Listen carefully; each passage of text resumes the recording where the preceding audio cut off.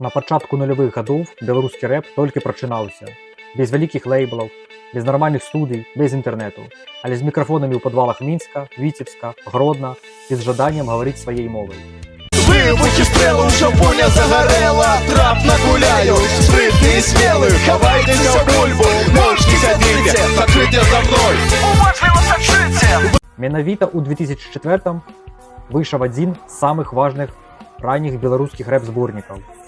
Пасадзіў Dead Rapку, Rap Not Dead. Гэта не проста набор трэкаў, гэта была дэкларацыя.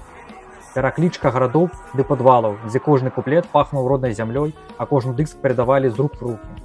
Я з гэтай зямлі з'еду, не забуду я ніколі віцебскае неба. Мінаюць часы, мінаюць годы, але мой родны горад застанецца назаўсёды.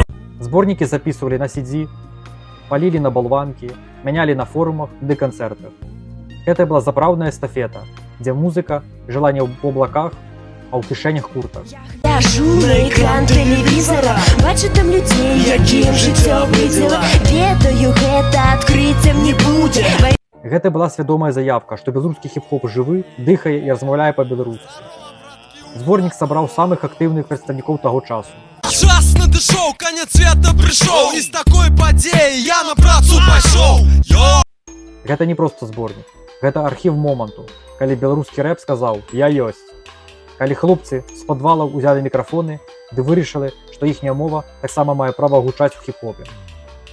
Будзе не будзе, калі не калі, дай Божа, ў дзверы грукае нехта. Ага, каля дошчык, але ж нейкі дзіўны, да таго ж адзін, таму і сенцы адчыні.